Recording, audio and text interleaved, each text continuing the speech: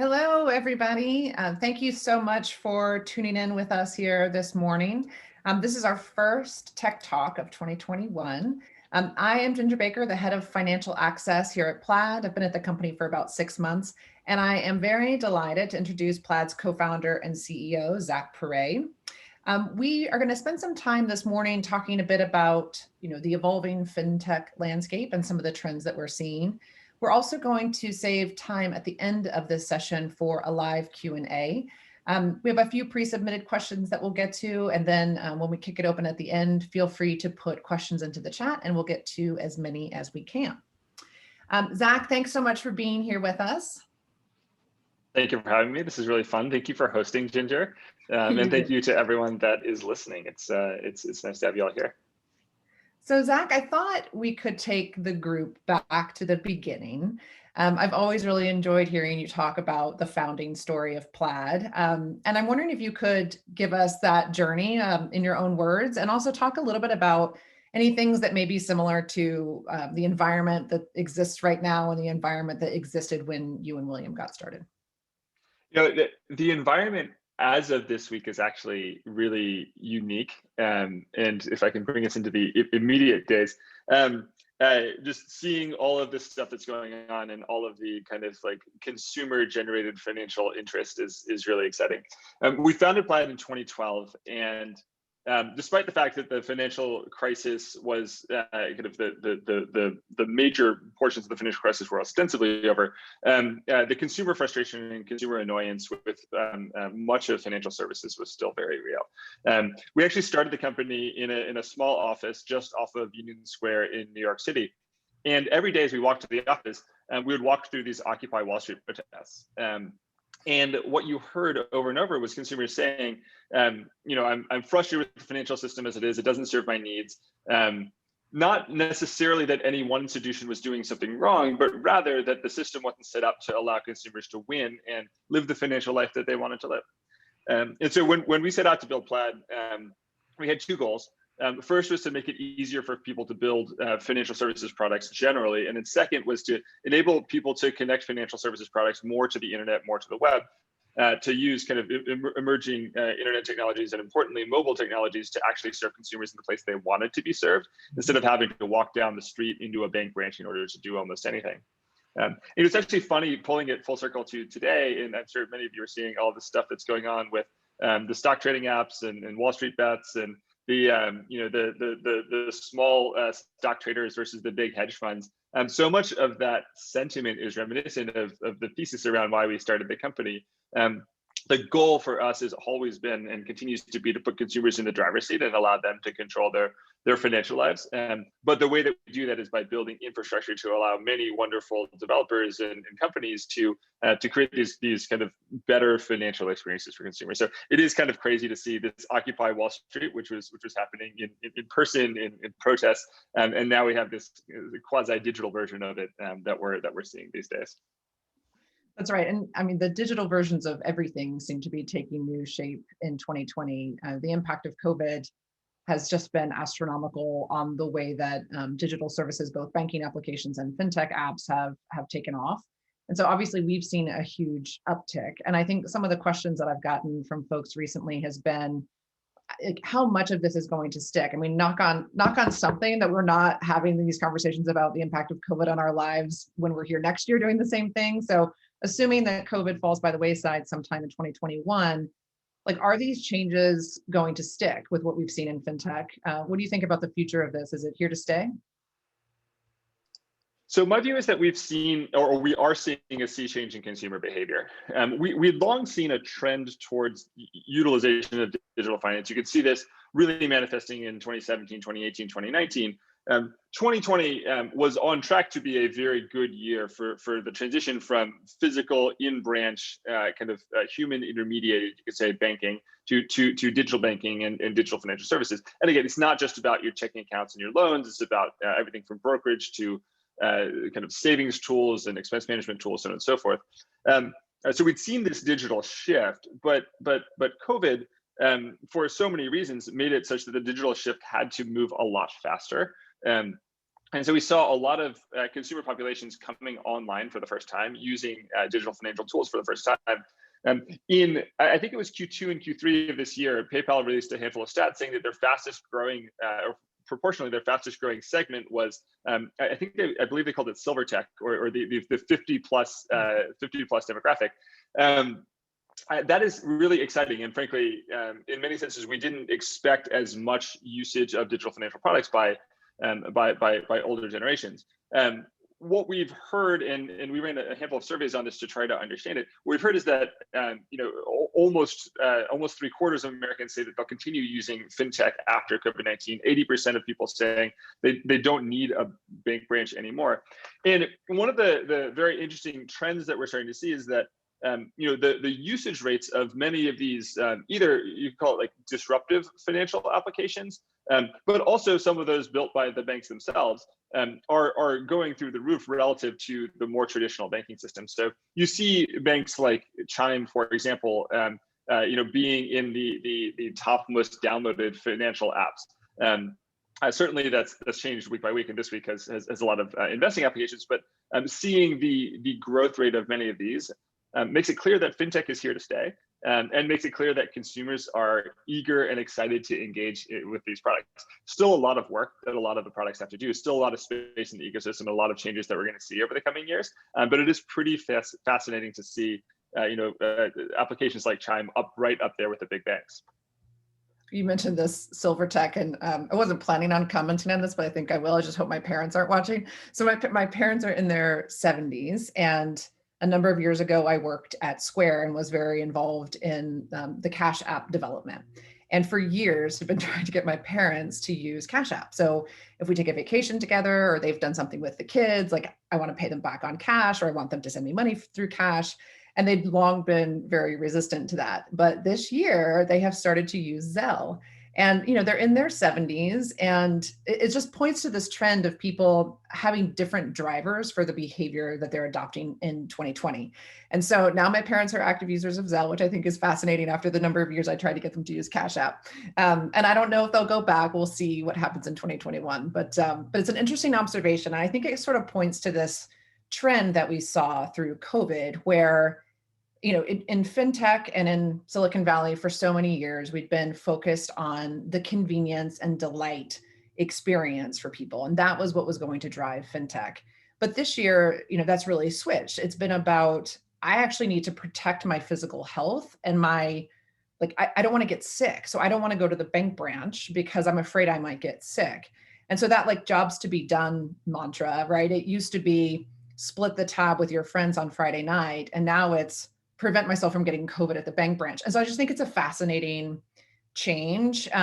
We also saw economic disparity and those trends come to the forefront in 2020 as well because of COVID. And I think this all just points to an opportunity about what are the kinds of valuable services that we want to provide to folks, and how should we think as an industry about being more inclusive and driving value propositions to customer segments that have been traditionally harder to reach. And so I don't know if you have any thoughts on that, Zach, as we go forward. How do we maintain this trend of being more inclusive in financial services? Well, this is actually one of the things that I am most excited about as I look forward to the coming few years. As we change the form factor, as we change the way that we distribute financial products, it allows a lot more people to have access that might not have had access otherwise. Maybe because they couldn't get to a bank, or maybe because even if they did get to the bank, they might not have the length of credit history required to apply for a certain type of loan. By digitizing the lending experience in so many senses, we can do things like bring new data sets into the lending process. For example, we could bring in income verified data coming from, say, your employer or something like that, where historically that person might have had a thin file, but now maybe there's additional ways we can add data to this lending process. So I think that digitizing finance has a major impact on financial access. And giving access to more people, but also giving different types of products to the people at the place where they need them. We see all these stats that are out there, things like 3/4 of Americans living paycheck to paycheck. I think it's something like 40% of people can't cover a $400 expense, at least not out of their checking account without borrowing money. And these are things that, frankly, as Plaid, we see and we look and we say, like, we really want to help and we want to find ways to both build products that will enable many of these people to have kind of better access or better functionality, but also create an ecosystem that is focused on these problems. And so, as we look at many of our customers that are building things like better budgeting tools, better savings management tools, it's really exciting. This is a particularly unique time. One of the things that we saw in Q2 and Q3 of last year was a tilt away from spending and towards savings, at least based on net income. So I think that I might mess up these stats, but I think that the average savings rate is in kind of like the mid 30s in general. So people saving 35 to 40% of their paychecks. And during COVID, especially during stimulus, we saw people saving 40, 50, 60% of their paychecks, which, yes, part of that is due to stimulus, but frankly, like this shift in consumer behavior it's a very good one. And now I think the thing that the fintech ecosystem needs to do is to step into that void and say, well, here are the ways that you can protect your savings. Here are the ways that you can think about being more responsible with your savings and financing going forward. I think many of the applications built on top of Plaid, for example, things like Acorns, which help you automatically find ways to invest, and many of the lenders, for example, Petal, thinking about new ways to lend based on data that is not just credit bureau sourced. And then many of the great neobanking applications, things like Moneyline, where they're focused on helping people have access to all of the products that they need. So I do believe that that digital finance it levels the field in many senses, and gives more people more access to more products, which I think is great, and I hope that this is a trend that we can really invest behind. Actually, one thing that I'll say before I move off this topic, we were very excited this week to launch an accelerator that helps fintech companies that are founded by underrepresented groups and that are focused on underrepresented groups. We launched this accelerator called FinRise, and it actually came out of an internal hackathon, but has been something that the company has been very excited to reinvest behind. And the response that we got, the number of applications that we got in the first few weeks was really incredible. But what I was more inspired by, even than the number of applications, was the number of partners and fintech companies reaching out saying, hey, I'd like to help. I'd like to be a mentor. I'd like to do this. I'd like to do that. So for anyone that's on the call, if you'd like to be a part of FinRise, please reach out. We'd love to have you as a part of it. And I think that this is a trend that will be very impactful long term. Great, thanks. That actually preempts one of the questions that was submitted from folks live. So we got ahead of that one. Thank you, Zach. I want to just switch gears slightly because there's also a lot of industry changes underway that I think are worth highlighting as one of the trends for focus in the future. We've got consolidation happening, right? PNC's just acquired BBVA. So as a result, Simple was shut down. There's some pretty big movements here. And so for some banks, the consolidation trend has been the answer. But for other banks, partnering, instead of consolidating together, partnering with fintech applications has been another strategy that they've used to win. I mean, thinking of folks like, Cross River and Green Dot, et cetera. And so I think that that's a really attractive play for some of those institutions. It can also be a little bit controversial in whether or not the banks are giving fintechs some kind of advantage. How do you think about what the banks are doing and how they've either embraced or consolidated towards fintech? Like what does that trend look like, and how do you think it's going to take shape? Well, maybe I'll touch on the two sides a little differently. So the first one is consolidation within banking broadly. This has been a trend over the past couple decades and longer. There are very, very many financial institutions in the U.S. On the order of more than 10,000 FDIC and CUNA insured financial institutions, and many of them are under pressure as kind of the expectation from consumers around the quality of technology continues to increase. Many banks are small. They have 10, 20 people on staff. They generally don't have technologists. They're generally outsourcing a lot of their technology to their platform providers. And that's expensive. It's hard to do. And sometimes they don't get the quality of product or the pace of product innovation that they expect from their platform providers. And so that puts them under a lot of pressure. And so there certainly is the opportunity for consolidation. in so many different segments of banking, and we've certainly seen a lot of that. Some of the big banner ones, the BBVA and PNC, obviously, but there's always been kind of a lot of small and medium-sized mergers and acquisitions in banking. And I expect that that's a trend that will continue. But one of the ways to really lean into the digital future, and that a lot of the medium-sized banks especially are seeing, is actually becoming a platform. So saying, I might not be able to build the quality of technology that I need to serve all my consumers, or even more than that, they might be able to build it. They just want to do it bigger and faster and partner with others that are really focused on those customer acquisition areas. And so we've seen a lot of banks coming online saying, "Hey, I want to be a partner bank platform." If I'm completely honest, in the early days of fintech, there were very few partner banks upon which many fintech products were built, and that, in my opinion, created a lot of systemic risk. If what had happened to BBVA, meaning they shut down their platform and turned off Simple, for example, and I think there were a couple other neobanks that were impacted there. If that had happened very early in fintech, it would have been very hard because there were so few banks. Now what we're seeing is many other banks coming online, or certainly many more wanting to come online and just not having built the infrastructure yet. And so I expect that we'll see a wave of the medium-sized banks becoming partner banks and working very closely with fintech. And then at the top end, I actually expect this to happen as well. So you've seen a couple interesting partnerships. Goldman Sachs, I know, is fairly active in thinking about how can they platformize themselves, and many of the other large banks are as well. I suspect we'll see more of this, but in those cases, it's always a duality between the first-party applications built by the bank and then the platform aspects that they're willing to open up to fintech. But again, I think that banks long-term are best positioned to do fantastically well in digital finance. And I think that's a trend that, many of us are all very excited for. But figuring out how to interplay with the new digital, quote unquote, disruptors or the new digital options will be fascinating to watch over the coming years.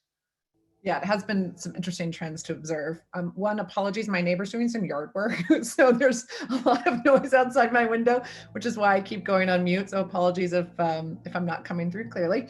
But I wanted to talk a little bit more about this evolution and the kinds of players that are involved in financial services. And there's a topic that gets talked about a lot in conferences and panels lately about embedded finance and how these waves of change where companies and entities that we've never really associated with financial services are now offering them embedded into the experiences that they provide, folks like Netflix or Tesla, Google, Apple.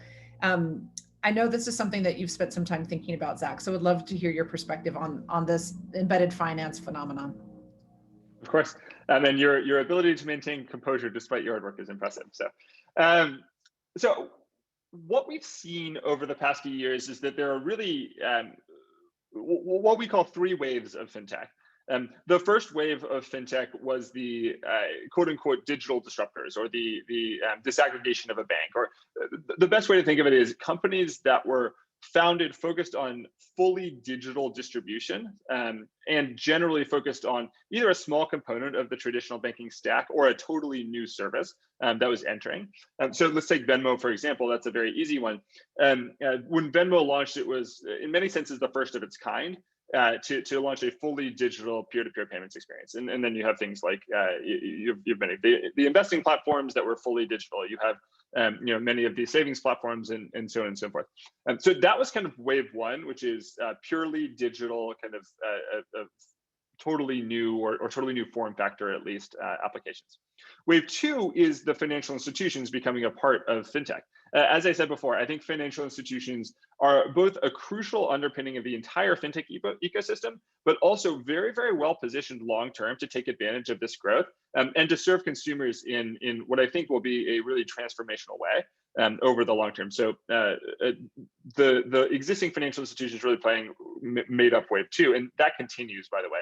Lots more to go there. Wave three for us is, or wave three that we've seen is people embedding financial services in a bunch of places that you don't always think of as financial services companies.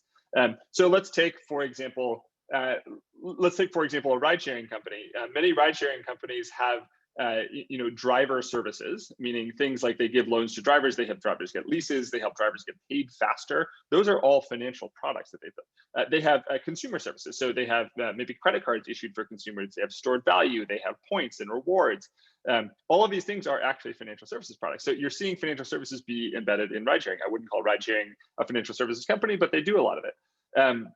There's a bunch of other pockets of this that we're seeing really all over the place. So you're seeing many portions or many companies that have large user bases, particularly that are active in commerce. Think about, how do I monetize the commerce experience? How do I issue a loyalty card? How do I keep this consumer around for longer and tie them in more with my platform? And that both has the effect of, yes, monetization, but also of increasing loyalty and increasing return customer, increasing the number of customers that return to the product. And so we're seeing this ongoing trend of embedded finance. And if I had to hypothesize, I think that waves 1 and 2 will be big, but wave 3 is the one that I actually can't tell how large it could be, because frankly, it could be much larger than we expect, and maybe even larger than waves 1 and 2 as we think about digital finance long term. Thanks, Zach. I wanted to talk a little bit about the importance of credit and borrowing as a component of financial health. And I think some of the inspiration for this, for me at least, has been observed overseas, right? There are a lot of companies such as Tala that use interesting repositories of data to make good decisions around credit. For example, cell phone payment data, which is happening in places like Kenya and India. When we talk about open finance and our vision for that here in the United States, we often talk about how new and innovative ways and connections can be brought together to decrease the embarrassment or friction around someone being able to fulfill a purchasing desire. This is also getting a lot of attention lately, and I'm wondering about how you see this changing. What are the types of connections, partnerships, technology, use cases that are going to be thriving in the area of lending? It's been really interesting to watch lending over the past 5 years. It's been a longer trend, but over the past 5 years, especially, it's done what I call move down the stack. Meaning lending, kind of, if you think about a traditional loan is a pre-qualified loan. So you get some stuff together, you send all of the data to the lender says, yes, you can have a loan or you can't have a loan. You get the money and then you buy the thing that you want to buy. This is the case in mortgage, for example. Then we moved to cards in mass. So cards are effectively a real-time lending function. Yes, it's about payments, but it's also a real-time lending function. Now we're seeing buy now, pay later. So the loan is actually being compressed in terms of the amount of time that it has to be issued and underwritten, and it's made exactly when the purchase is being made. One of the interesting trends that we're seeing is it's actually going one step deeper now. So we're starting to see some pressure on payroll-linked lending, for example. So understanding the data that's coming directly out of the payroll system to verify things like income, but also potentially being able to set up the repayments directly at the payroll level. So what we're seeing is lending going from something that was done totally asynchronously and done very far in advance to something that was done at the point of purchase, now even being done perhaps a little bit before the point of purchase, as we're starting to look at things in the payroll space. So that's been really fascinating. The second big trend that we've been seeing is increased demand for alternative data sources in the lending process. One of the things that I talked about previously was the idea of lending to people that have thin files or no files, or might even have not the best credit history, but the reality is they've found a way to get out of debt and now have solid income and thus become a better lending risk than their credit file might imply. And over the coming years, we've already seen a lot of pressure on lenders to think about how they pull in new data sources into the lending process. I think we're starting to get more and more regulatory clarity about what works under the Fair Credit Reporting Act and what doesn't work under the Fair Credit Reporting Act. This is an area, though, that I expect to see a whole lot more innovation over the coming years, in an area that you're actually seeing companies internationally, particularly in Europe and the UK, think about building these models out, scaling these models, running these models. And I think as we in the US look internationally, there's a lot we can learn from the way that these models are already out there. So Ginger, you were talking a little bit about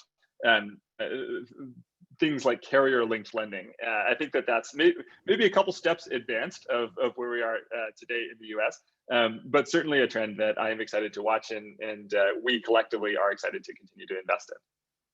We often use well, we've talked a little bit internally about the example of the person, who goes to the grocery store on a Wednesday evening with $80 in their bank account and, rings up a basket of goods that's $87.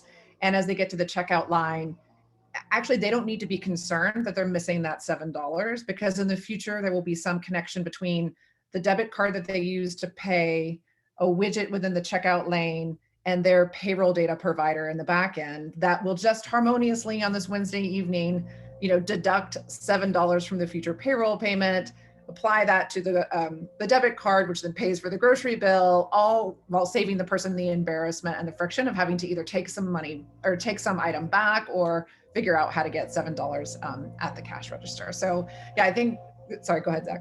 No, I think that's absolutely right. And actually your point brings me to this broader concept that we think a lot about, which is how do we reduce friction for consumers in financial services? One of the things that there's a study done that we read a lot in early Plaid, and it was focused on what are the stresses on a U.S. consumer. Number one stress, pretty consistently, was financial stress. It was number one stress above healthcare. And by the way, this was not in election years. In election years, it tended to be the election. But in many other years, financial stress was the number one stress in consumers. And that for us in building early Plaid, and frankly, the way that I still think about scaling the company and building the community, and one of the things I'm most proud about fintech in general, is that many of the products that are being built are focused on reducing consumer stress, reducing consumer friction, enabling consumers to live the life that they want to live, and not have to worry about money all the time. And so I have this, perhaps it's a little bit aspirational, but I have this thesis that long-term consumers should be able to have all of their financial interactions largely automated. Yes, you might want to make the planning decisions, and you sit down to plan every now and then. But once you've built the plan, then all of the actions are automated. You don't have to worry about getting hit with fees and so on and so forth. And so things like this, things like seamless lending, also things like financial automation. I hope that this is a trend that we continue to see going forward, and one that I'm very excited for. Yeah, there's so many other applications in our lives that do the work for us. Like, I don't have to give too much thought as to the kind of programming I want to view on Netflix. Like, Netflix is doing that for me. And so, encouraging our financial institution partners and developer partners to come up with the same kinds of tools. So I don't have to think about my finances, just like I don't think about what I watch on Netflix. That will be a fun future. So I'm going to switch gears again. I hope you don't mind. We're going to go into the policy realm a little bit. And I'm sorry, John Pitts is not here from our policy team, because he could certainly talk about this topic for as long as we have left. But I wanted to just touch a little bit on the Consumer Financial Protection Bureau. It was last July, they announced that they were going to propose some new rules to govern how consumers can access their financial information. What do you expect from this process and its impact on Plaid? Well, I certainly hope that there's a pretty big impact long-term on the financial ecosystem. For those of you that aren't aware, there's a portion of Dodd-Frank that it's called Section 1033, and effectively it guarantees consumers access to their financial data. This seems like a fairly straightforward concept, and in fact, it's reminiscent of the open banking regulations that exist in Europe. But in the US, it's an area that, despite the fact that the regulation is pretty straightforward, there haven't been rules written for it yet. And so there will be rules written for this in the coming years. I can't say exactly how many years, but I know that we're actively in progress. There's a advanced notice of public rulemaking, which is also kind of like a request for commentary that's out there. And I'm eager to partner with many of the fintech companies, many of you on this call, anyone that cares to chat. We're very eager to partner with fintech to ensure that the response generally coming from the industry is one that enables all of the use cases that fintech wants to build.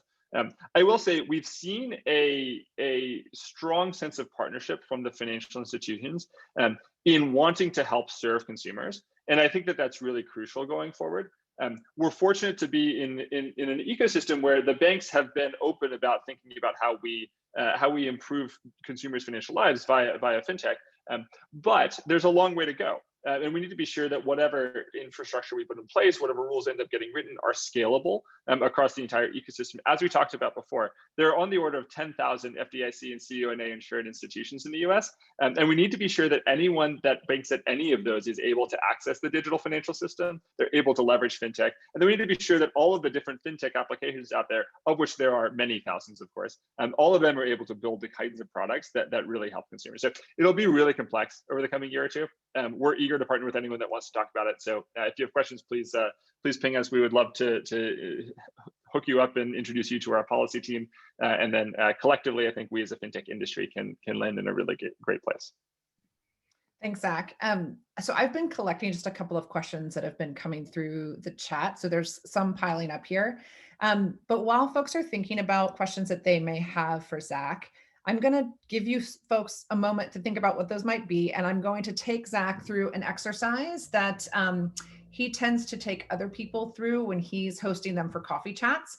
So this is a little bit of a payback to Zach because he always makes us go through these lightning round questions, which are fun, Zach, of course, but also sometimes irritating. So I'm going to do the same thing to you. And while folks can put some questions in the chat, also just a side note, we will be sharing slides in the recording of this after the fact. So if anybody needs that information, we'll make sure you get it. Okay. So I've got a couple of questions for you, Zach. I don't want you to think about them too much. I just want you to respond with your honest answer. Okay. Tesla or Subaru? Oh man. So I drive a very dented Subaru. But Tesla just released this car that has a model named Plaid, which I actually really love my Subaru, so it probably won't change. But it is very cool to see that, and there are many jokes that we could make on Twitter about that. Okay. Bitcoin or gold? Well, I think a lot of the community behind Bitcoin very much appeals to me. The concept of finding ways to innovate in the financial system, that really appeals to me. So I guess from an interest standpoint, Bitcoin. Okay. Remote work or in person? Both. I really miss people. I miss our team. I miss seeing our customers. One of my favorite things to do is just to go visit our customer's office and see the buzz, hear what people are talking about, hear how we can help. And so I very much miss doing that. But I will say remote work has been really good for a lot of folks, especially the parents on our team. And in as much as we can bring elements of that to Plaid going forward, I'd love to do it. But I am really eager to see people in person, at least time to time. Okay. What book are you reading right now? I can see them all behind you. So if you need to, hopefully it's not all of those at the same time. No, that's a big sign. And there's actually there's a bookcase in there. There's a spine holding it together. People are sometimes worried that's going to fall on me. I'm sometimes worried too. So I actually just finished a book and I picked up a new one. The new one I picked up is called $1 Billion Molecule, which is about it's about biotech and kind of development of certain new types of drugs. It's a field I know nothing about, but I am having fun learning a little bit, and it's quite a well-written book. I'm only like 20 pages in, so I'll tell you later if it's any good. So just for folks who don't know Zach super well, he's always reading some kind of book. So that's a very, it's a good question to ask Zach, and you can ask it each week and you might get a different answer because he's probably already read the book. All right, so now we're going to switch. We had a few pre-submitted questions that came in advance of the event, Zach. So I'm going to start with a few of those, and then we'll switch to the live feed. One, just do you have comments on the GameStop phenomenon happening right now? Especially with Robinhood being powered by Plaid and some other apps that Plaid is involved in. Just what are your thoughts on all of this craziness?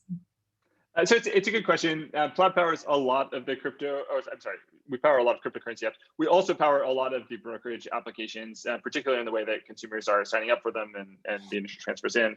And it's been exciting and interesting to watch. Lots of scalability concerns and lots of scalability issues. I don't want to comment on any one of the apps that are out there. There's a little bit of controversy going on, and that's their controversy. We're happy to support consumers however we can beyond that. But what I will say is, I think the sense of community is pretty amazing to watch. A couple nights ago, I spent an hour or two just reading Wall Street Bets, and while I can't necessarily comment on the investments themselves, what I will comment on is the community and the way that people were coming together, and really focused on doing things collectively, and in some senses chasing down short positions and chasing down hedge funds and so on and so forth. And I think that kind of consumer driven financial system, that's one that I love and one that I really like. I hope that the fervor will not just be focused on one stock or another stock. I hope that over time we'll find a way to take that community and focus it on kind of long-term sustainable things for all consumers. But what I will say is I appreciate the excitement, and it's been very fun to watch. Speaking of excitement, there was some excitement earlier this year as Plaid and Visa made the decision for Plaid to stay an independent company. So I'm wondering if you could talk a little bit about that. The audience had submitted some questions on, given the recent news, what's the path forward? What are you most excited about? Just general thoughts on that decision. Yeah, so I'll start out by saying this certainly wasn't the decision or the point that we expected to be at when we made the decision to sell to Visa about 12 months ago. It's a little bit more than a year ago now. In going through that decision-making process, we were very inspired by the way that we felt that Visa could help accelerate our mission, help us move faster as a company, and help us ultimately serve the fintech community, and build the digital finance ecosystem in a much better way. And many of those things, remain true, and we can do via partnership with Visa and many other players out there. But the reality is digital finance and fintech changed massively. The market changed massively, and Plaid changed quite substantially as a company in the past 12 months. Seeing the acceleration of people using digital financial tools for the first time, seeing the way that many of the banks actually came to the table, and from a sense of partnership of, hey, how do we work together to build a long-term ecosystem that's best for consumers? That was very exciting to us. And while the decision that we made 12 months ago was obviously not the decision that we made a few weeks ago, I couldn't be more excited now for the continued independent path of Plaid. But most importantly, kind of everything that we do at Plaid is in service of our core constituents, of consumers, of fintech, and of the banks themselves. And so as we think about what happens next, really what we want to be doing is hearing from you all, hearing how we can help you better, hearing how we can improve the quality or service. What do you want us to do next, so on and so forth. I hope that Plaid, long term, we look back and this is very much the right decision. I very much believe that this is the right decision. But I hope that Plaid over the coming months can really accelerate in the way that we're interacting with our customers and with the financial institutions. And so I ask for your partnership in helping us get there. Thank you, Zach. So now we've got a couple coming in live. Actually, this one may have been pre-submitted too, but I'm going to read them. So sorry, I haven't seen this one in advance, so forgive me. But do you think the future of digital finance is a single neobank, one-stop shop, or super app for banking, education, loans?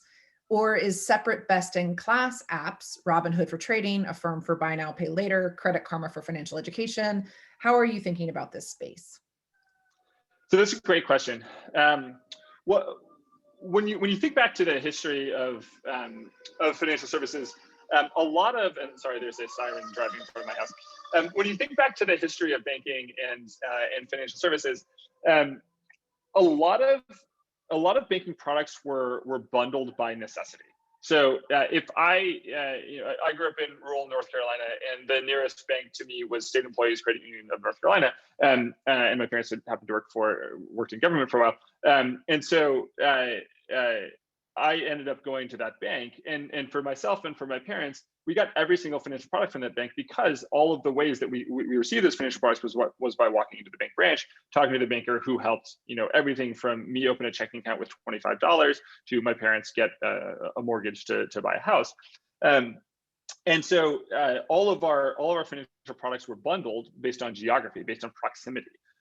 Now, as we can use the internet, what we're seeing is a mass dispersion. People being able to pick the best-in-class solution, being able to comparison shop for loans and find the best rate, being able to figure out which checking account gives them the best returns, being able to use the credit card that they want to use. Now, this concept of geographic clustering, it doesn't matter as much, because consumers are able to pick and choose the best-in-class products.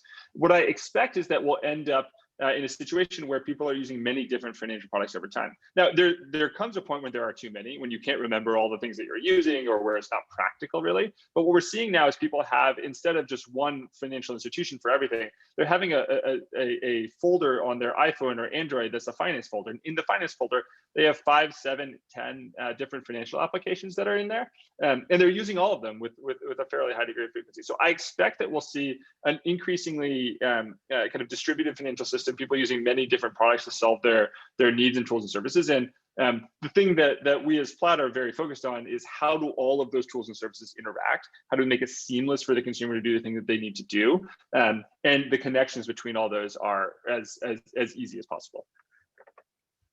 Thank you, Zach. So I'm actually going to ask myself a question. I hope you don't mind. Go for it. But I just want to be a part of this activity too. So one of them came in that's kind of focused on the work that my team is doing. So I thought I would just answer it myself. So the question is, how Plaid is expanding its work with banks, and how do we make sure that the fintech apps are not getting disrupted and the connectivity is good. So as Zach mentioned, the fintech landscape obviously has fundamentally changed over the course of the last really 18 months, but COVID really accelerated that.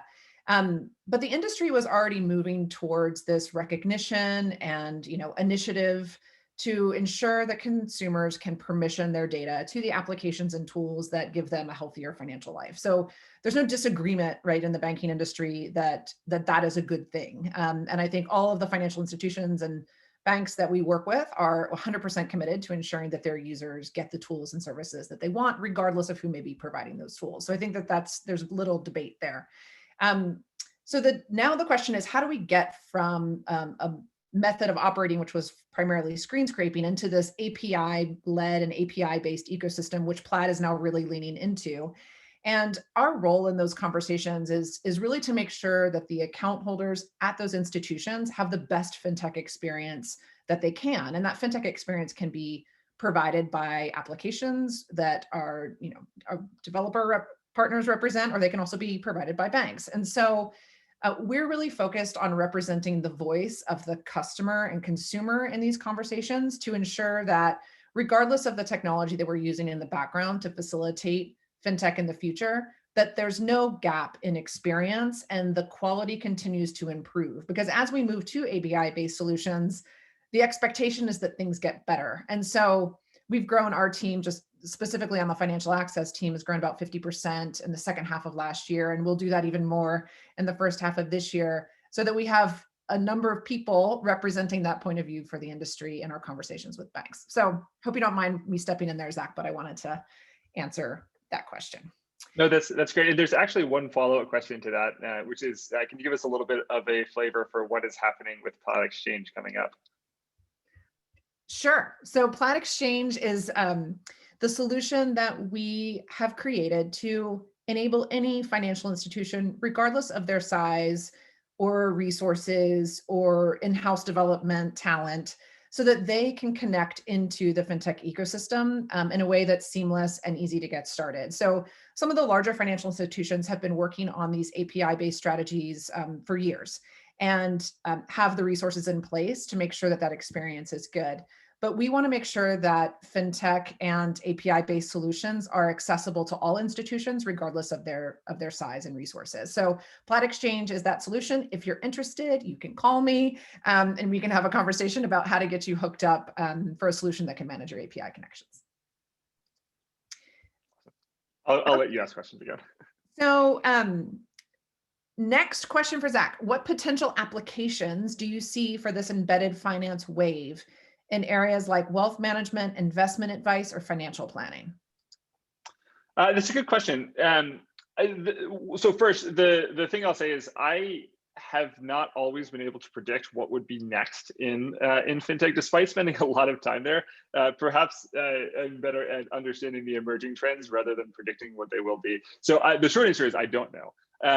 If I had to hypothesize, a few of the things that we're seeing demand for are things like kind of finding avenues for consumers who hold deposits, generally in checking accounts, to get greater returns.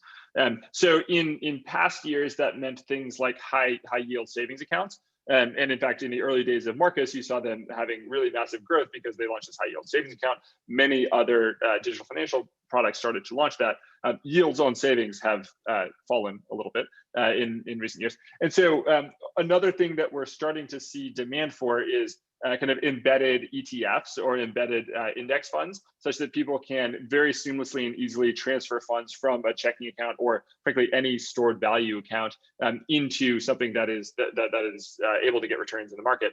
I don't know how long that trend is going to go on, but it's something that we've started to see some demand for. I also suspect that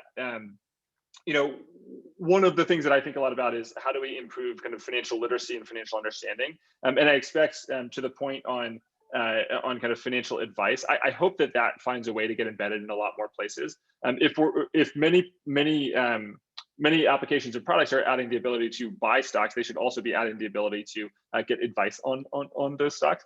And so I'm hopeful that that we'll see some expansion there. But the short answer is, I don't know. I think that there will be a lot of innovation, and what I'm excited for is kind of continuing to build the infrastructure and toolkit, and then allowing you all in the fintech community and the financial services community to go out and build the wonderful things that consumers really enjoy and need. Thank you, Zach. So I have two, this is like a combo question, but I've seen a couple of points coming through the chat on this, kind of more about being an entrepreneur and like career development type topic. One was, Plaid started building its own app, right? It wasn't about an infrastructure play at the beginning. So you and William set out to build, I can't remember what, I think it was a budgeting app, but something that would be user facing, but then it ended up being something that was about the financial services infrastructure. Can you just talk a little bit about how to stay nimble and opportunistic? And like, what did that early phase look like? And what are the lessons other folks can learn from that? That's a great question. Yes, when I was talking about founding Plaid, I said that we had an office when we were building the early version of Plaid. That was because we were working on actually a set of terrible precursor products to Plaid. The thesis for all these products was we wanted to help people better understand and gain value from their financial data. So we actually created a new version of Mint, which now at the time I look back and say, well, one, it wasn't any better than Mint, it was actually worse. And then two, it didn't really add much value. So we tried to create these budgeting applications, spend analysis applications, which I think created 6 of them. Most of them focused on analytics, and then some of them focused on finding ways for consumers to have fun by interacting with their financial data. One of the problems that we found was that telling people that they should spend less money via a budgeting app wasn't interesting. So we had to find ways to be interesting. Either way, there's a bit of consumer psychology that so many of the people building products in Plaid are so good at, and I am not as good at. But through all of that, we had this consistent thread of wanting to help consumers better understand their finances. And for us, we built a lot of the infrastructure on the back end, and actually had some wonderful friends in the community saying, hey, your app is not very good, but the backend infrastructure you've built is very interesting. Perhaps that's something that that you could license. Or we actually had some people saying, hey, can we license the backend to your app? Your app stinks, but your backend's interesting. So I guess in some sense having honest friends, but also eventually recognizing where the demand was, and frankly what we were good at, which was building infrastructure. That led us to where we are now. One of the things that I'll say is persistence in building a product, persistence and focusing on a given challenge or trying to put forth a given solution. That is something that I hear consistently from all of the other entrepreneurs that I know. So being willing to perhaps irrationally focus on solving a problem, if the problem is a real problem and the market's a real market, that often goes well. And so for us, whether it was intentional persistence in a good way, or perhaps us not knowing any better and not having many other options professionally, we certainly did focus on this problem for a very long amount of time. So even though you weren't the best at building that user experience, Zach, we know that you try different apps all the time. What are some of the most surprising or successful, things you've seen in the way that customers are using Plaid today? Oh, it's really all over the map. So one of the things that I think a lot about is the importance of distribution and retention in development of early financial services products. and in some sense, like the scalability and I mean, maybe even aspects of the product quality are less important than finding a way to distribute a product, properly solve a consumer problem, and then retain that consumer in solving that problem. And everything else can come later. And so some of the things that you've seen go incredibly well are things like peer-to-peer networks or cryptocurrency, which in some respects can be seen as peer-to-peer, also store of value, and I guess commerce as well. But seeing these hooks that really bring consumers in, and then finding ways to retain consumers in the long term is really crucial. And I think also finding ways that consumers can blend the activity that they take in these digital financial products into the background of their life while still getting value from it. All of these things, I think, come together into a set of really amazing future consumer experiences. I suspect that this trend of people having stored value and embedded checking will continue. I suspect that this trend of everybody issuing a card will continue. But as we see increased dispersion there, then we need applications to rebundle or pull it back together. So how can the consumer see a consistent view? How can we make things all work together? So I think there's still a big opportunity in kind of centralizing at least the view of all the different financial products. Yes. So there's another question that came through that kind of made me laugh. So I'm going to ask it, which was, are checks dead in the United States? And how do we think, like, how does Plaid think about the importance of real-time payments, and, you know, what kinds of offerings make sense if checks are in fact dead? Well, it's actually shocking. There are statistics out there of the number of checks that flow through the system, and you would be surprised to know how many checks still flow, especially for business use cases. Whether those are actual physical checks and someone writing it out, of which again there are very many still, or those are some sort of automated system that's actually sending a check and then the check is being processed on the back end. There is a whole lot of that still going on, and I think. You know, when you look at the penetration of digital payments versus cash and check, even if we only solve that problem over the next 5-10 years, and it won't be solved in 10 years, by the way, it'll take much longer than that. But even if fintech just solved that problem, that would be a massive growth area. And so I think there are a lot of opportunities to think about kind of better, more automated kind of person to person, person to business, business to person, or business to business payments. Lots of corridors there that still have a heavy reliance on checks. And so I do think things like RTP are really exciting. Things like improved ACH are really exciting. And then as we look internationally, there's already a lot of innovation going on there. So I know there were a couple of questions about international expansion, which unfortunately I don't think we're going to get to, because there were two others that have come through that I wanted to ask Zach. One, I'll talk quickly. Yeah. So one is, what is your vision for Plaid 2.0? Not that 1.0 is not good enough, but what is Plaid 2.0? And then I have one final question for you that's a little more lighthearted. Sure. So Plaid 2.0, I think for us, really Plaid 2.0 is a continued focus on understanding exactly what consumers need out of financial services and exactly what our customers want. And when I say customers, I also mean banks. And those two constituencies, like we serve consumers via customers and via financial institutions. And so we are in this year spending a ton of our time really deeply understanding the needs of each one of those and the unique needs of each one of those.